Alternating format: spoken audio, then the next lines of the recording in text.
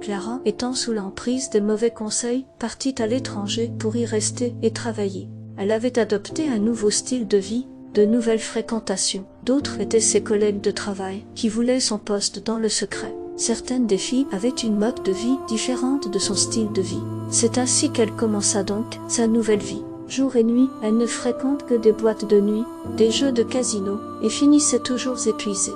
Elle perdut l'habitude de travailler dur et le bon sens des choses. N'étant plus productive au travail, elle perdut son poste au profit de sa meilleure amie Colette, qui l'avait entraînée dans cette vie de débauche. Elle perdut aussi toutes ses économies dans les jeux de casino. Sa vie prit une autre tournure. Désespérée, elle voulut sauter la vie car elle s'est rendue compte de son malheur. Elle décida donc d'appeler sa mère Yolande pour lui dire ses aveux. Au téléphone, ce fut son frère aîné Samuel qui décrocha et lui annonça que leur mère était tombée gravement malade après son départ et rajouta qu'elle ne cesse de réclamer sa présence par des pleurs. Clara s'était rendu compte que sa mère Yolande, qu'elle soit adoptive, l'aimait fortement. Clara démissionna de son travail pour rejoindre ses parents au pays.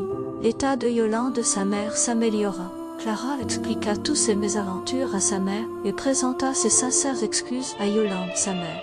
De tout cœur, sa mère Yolande accepta son pardon et bénit à nouveau Clara. Tout recommença à prospérer pour la petite Clara.